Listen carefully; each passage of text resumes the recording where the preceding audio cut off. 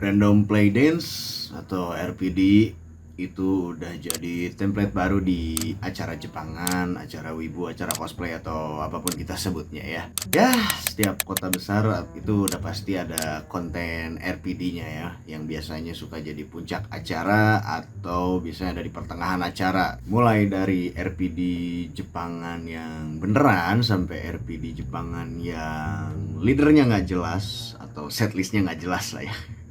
Itu semuanya selalu jadi perbincangan yang hangat gitu.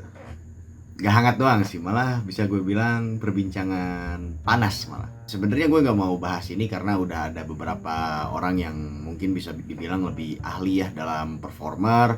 Tapi ya karena masuknya udah ngerusak esensi dari acaranya itu sendiri, ya nggak ada salahnya gue ulik permasalahan atau beberapa kesalahan yang ada di random play dance Jepangan ini sendiri gitu. Banyak pro dan kontra, tapi ya namanya komentar pro dan kontra menurut gue nggak ada yang salah, nggak ada yang jelek. Itu semua wajar sih menurut gue. Ya di sini gue cuma mau ngasih sedikit insight ya, kesalahannya ada di mana, dan mungkin di akhir gue bakal ngasih sedikit solusi yang mungkin bisa diterima sama banyak orang dan event organizer Jepangan yang ada di Indonesia.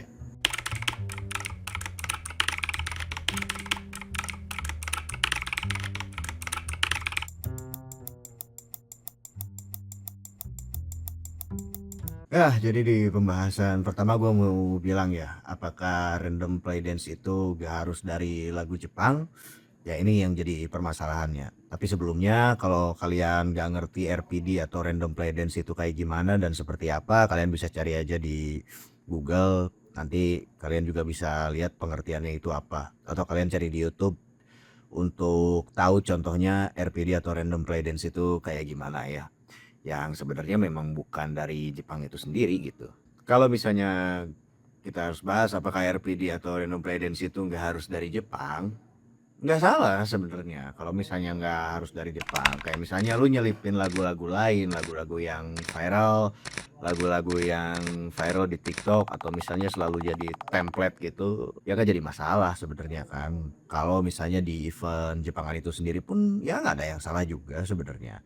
Cuma ya yang selalu jadi masalah itu adalah di bagian porsinya gitu. Ya lu kalau misalnya ada di acara Jepangan ya berarti lu expect bakal ada banyak pop culture atau culture yang mengarah ke tema Jepangannya itu sendiri gitu. Misalnya kalau lu ke event Jepang, lu pasti expect bakal banyak kayak band-band yang bawain lagu Jepang, atau idol grup yang influence-nya dari Jepang, atau cover dance yang Jepang juga gitu. Ya sesuai tema acara lah gitu. Apapun itu, ya kalau tema acara lu A, ya orang juga bakal expect A gitu. Gak mungkin yang lain. Permasalahannya gini, kenapa kalau misalnya gue lihat di beberapa event-event Jepangan yang ada di kota-kota besar gitu ya, khususnya yang ada di Pulau Jawa, itu random play dance itu selalu lagu Korea, tapi tema acaranya anime atau Jepang gitu. Ya Jepang-Jepangan gitulah. Kenapa selalu seperti itu? Ya jadi alasan yang selalu gue baca itu adalah ternyata, oh lagu Koreaan biasanya lebih meriah. Oke, ini sebenarnya argumennya ya bisa dibilang valid, tapi kurang, kurang apa ya? Bisa dibilang kurang mendalam lah gitu. Kenapa gue bilang ini kurang mendalam ya? Karena pada dasarnya kalau misalnya ada orang yang bawain, kalau misalnya DJ-nya ngebawain lagu Korea gitu, di setlistnya ada lagu Korea, banyak banget Korea, apakah bakal banyak ikutan dance? Ya banyak gitu pasti. Tapi itu bukan berarti kalau misalnya bawain lagu Jepangan itu bakal sepi. Kenapa kayak gitu? Ya orang-orang expect di event ini tuh event Jepangan. Jadi gue yakin kalau misalnya bawain lagu Jepangan atau ya lagu modern Jepang atau misalnya yang danceable gitu yang bisa dibawain untuk dance, menurut gue ya orang-orang bakal tetap joget juga dan bakal tetap ramai juga ya. Lu bisa cari aja keywordnya di YouTube random play dance anime gitu ya. Karena kalau misalnya carinya random play dance doang itu malah lebih ke random play dance yang lebih umum lagi gitu. Random play dance ini sebenarnya aslinya bukan dari Jepang, dari Korea malah. Tapi bukan berarti hak patennya dari Korea. Jadi waktu itu di tahun 2000 kalau nggak salah ya 2011 Random Play Dance ini pertama kali diperkenalkan ke publik ya, ke dunia malah. Dan RPD ini juga bisa dinikmati atau diselenggarakan oleh siapapun ya. yang artinya ya bebas gitu. Tapi ya RPD juga sebenarnya nggak bisa diklaim gitu juga gitu. Misalnya RPD ini sebenarnya dari pop culture A gitu, dari pop culture B, dari negara A, enggak sebenarnya. Kalau misalnya RPD memang ditemukan pertama kalinya dikenalkan di Korea, bukan berarti hak patennya itu punya orang-orang Korea. Karena mereka memperkenalkan sebuah gaya baru gitu dalam berekspresi di dunia pop culture gitu. Lalu selanjutnya itu random play dance. Kalau bisa jadi event Jepangan, kok selalu nyelipin lagu Korea seperti yang gue bilang? Apakah random play dance ini di event K-popers, event Koreaan di Indonesia itu nggak laku? Mohon maaf. Atau misalnya event K-popnya yang nggak laku? Gini gue kasih tahu. Event K-pop itu sebenarnya kalau misalnya gue lihat ya, gue pertama kali ke event K-pop itu tahun 2015 sebenarnya. Di situ diisi acaranya itu ada kayak cover dance sama cover sing, itu yang paling sering gue lihat gitu, yang dimana ada perlombaan dan ada juga gestarnya. Beberapa bulan yang lalu pada tahun 2024 gue sempet iseng datang ke salah satu acara K-popers ya, yang tentu ini event pop culture juga. Lebih rame, lebih seru, bahkan penontonnya bisa lebih ngebludak ya. Kalau misalnya ada gestar tertentu yang gestarnya juga cover dance juga, misalnya cover dance dari idol Koreanya itu apa, cover dance dari grup idol Koreanya itu sendiri gitu, yang siapapun itulah intinya. Tapi ya yang gue lihat perkembangannya ya itu aja gitu. Random play dance sejak rame masuk ke Indonesia, pop culture-nya, skenanya atau apapun kita sebutnya, kayaknya yang sering gue lihat justru lebih banyak random play dance yang diadain di publik atau random play dance yang memang ada di acara Jepangan. Atau gue mungkin kurang eksplorasi, gue kurang jauh lah mainnya, atau karena mungkin ada event K-popper yang ngadain random play dance dan laku juga, mungkin ada ya, gue nggak tahu ya karena gue mainnya kurang jauh kan. Atau mungkin event K-pop di Indonesia mulai nggak laku gitu, event organizer yang biasa ngadain event K-pop akhirnya mereka malah beralih profesi jadi event organizer Jepangan, tapi isinya tetap K-popper juga. Bahkan event Jepangan yang pure pop culture Jepangan isinya dan judulnya tetap dimasukin unsur-unsur K-pop gitu. Sebenarnya nggak ada masalah juga sih kalau soal itu.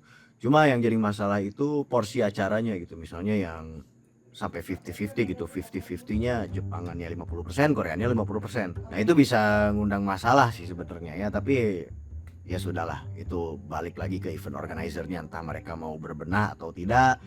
Itu urusan event organizer-nya, apakah mereka memang mau maju atau emang mereka cuma mau gitu-gitu aja. Kita masuk lagi ke letak kesalahan dari random play dance yang ada di event anime, cosplay Jepangan atau apapun itu kita sebutnya. Letak kesalahannya itu adalah pertama ada di setlist ya. Misalnya dari setlist tuh dalam waktu setengah jam atau berapapun di playnya, di setlistnya itu ada total 30 lagu tuh. Tapi ternyata lebih dari 50% setlist lagunya itu adalah lagu yang non Jepangan. Nah, itu yang bisa bikin banyak orang marah gitu. Maksudnya banyak orang marah tuh gimana ya? Orang expectnya kalau ke event Jepangan terus ada random play dance ya otomatis paling lagunya lagu-lagu Jepang kayak gitu. Kayak misalnya ada ya Vocaloid, ada YOASOBI. Ya, YOASOBI ada yang danceable mungkin ya. Atau lagu-lagu danceable lain lah, tapi kan asalnya dari Jepang gitu. Atau misalnya asalnya dari anisong lah, karena kan event anime, J-pop atau apapun itu. Dan karena setlistnya itu nggak pure Jepangan amat, yang artinya kesalahannya itu ada di tema. Jadi kalau misalnya temanya Jepangan ya orang juga expectnya Jepangan gitu. Ini gua harus ulangi berkali-kali gitu. Ya siapa tahu ini didengar sama beberapa event organizer yang suka masukin RPD di eventnya, tapi ternyata RPD-nya bisa dibilang scam gitu. Ya mohon maaf kalau ada event organizer yang tersinggung. Kita bisa bicara. Lu kalau mau konsultasi sama gue juga silakan sebenarnya.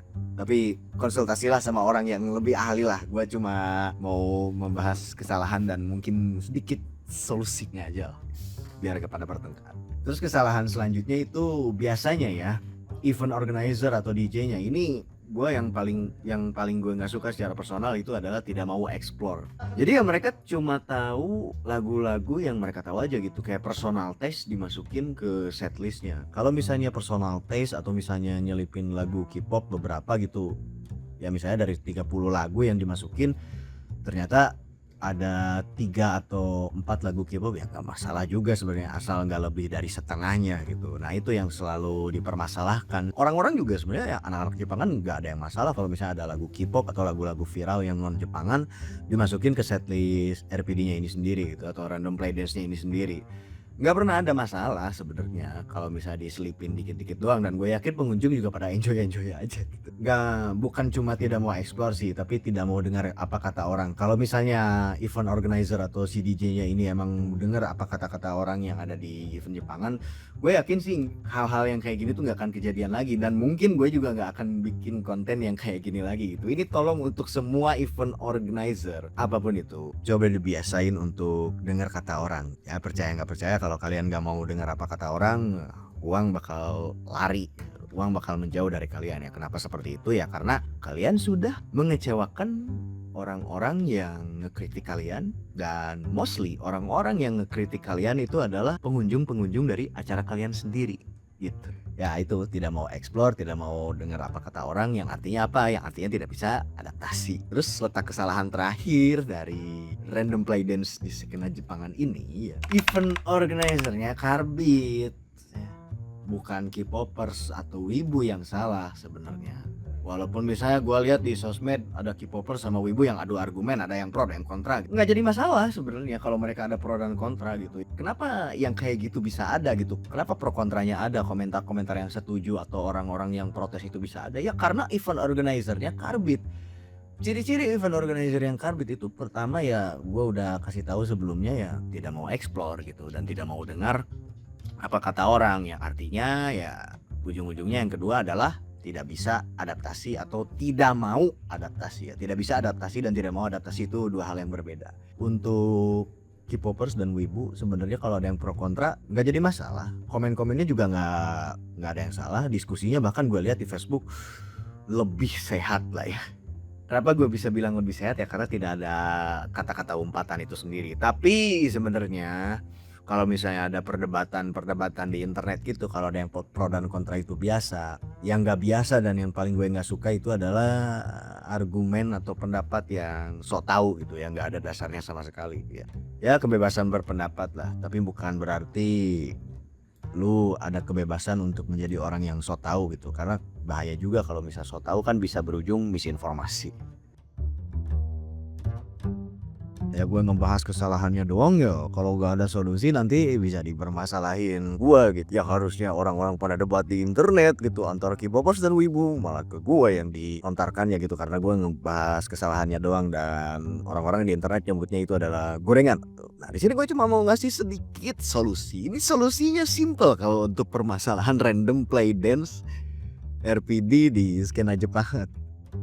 Ini tuh simple banget sebenarnya dan bisa semua orang terapkan ya. Semua event organizer, penyelenggaranya bisa menerapkan. Bisa beradaptasi dengan tema acara dan explore. Itu. Beradaptasi sama acara gitu ya, temanya anime ya kalian beradaptasi menyesuaikan dengan tema animenya itu sendiri gitu. Atau misalnya pop culture yang emang ada hubungannya dengan animenya itu sendiri. Kayak misalnya lu ada anisong gitu. Oh tapi gue gak bisa explore anime sebanyak itu. Gak apa-apa, kalian bisa cari aja. Sekarang YouTube kan gampang banget, top 10 anime, opening anime yang paling rame dan paling banyak digemari orang. As simple as that. Kenapa orang-orang atau DJ yang bikin setlistnya kelihatan gak mau explore, atau event organizer yang gak mau beradaptasi gitu sama para pengunjungnya? Ya karena egonya tinggi, gak mau mengalah, gak mau beradaptasi. Itu penyebabnya satu, egonya tinggi. Jadi ini buat semuanya ya, buat orang-orang siapapun itu, ketua komunitas atau untuk orang-orang yang megang acara, tolong biasakan adaptasi. Turunin ego kalian. Kalau kalian bisa nurunin ego kalian gitu, kalian udah pasti bisa manage atau mengatur organisasi kalian bisa lebih terstruktur lah intinya gitu. Semoga kalian bisa dengar apa yang gua kasih tahu gitu ya. Ya kalau bisa sih itu balik lagi explore dengan tema acaranya itu sendiri. Oke. Mantap buat event organizer yang suka nyelipin RPD ya di acara Jepangannya tapi isi sertisnya ngaco gitu. Semoga kalian denger lah. Ya itu harapan gue sih. Tapi kalau misalnya nggak didengar, siapa tahu ada yang menyampaikan. Ada yang menyampaikan setelah lihat video gue, dan kalian menyampaikan ke si event organizer karena kalian kenal dengan event organizernya itu sendiri gitu. Ya gue tuh berterima kasih buat siapapun yang mau menyampaikan kalau omongan gue ini nggak didengar ya. Ya udah itu aja, sekian dari gue Malvin. Semoga Random Play Dance di Indonesia nggak ada permasalahan yang kayak gini lagi ya. Jujur bosen liatnya gue tuh muak gitu. Mau wibu mau K-popers, debat di internetnya tuh udah nggak mutu. Fan war kayak fan war tahun 2010-an atau sebelum tahun 2010-an, K-popers versus J-popers, K-popers versus anime lovers. Basi, jujur aja. Kenapa bisa gue bilang basi? Ya ini udah tahun 2025 gitu kan, istilahnya yang harusnya lu bisa saling, ya di tahun 2025 ini banyak yang amfibi, ada yang suka anime dan K-popers secara bersamaan dan mereka suka mengikuti dua skenanya juga gitu. Malah muncul lagi bibit-bibit fanwar, dan bibit-bibit fanwar ini bukan gara-gara oknum, bukan gara-gara anak-anak K-popper yang menyulut api atau anak-anak wibu yang menyiram bensin. Ya gara-gara event organizer karbit.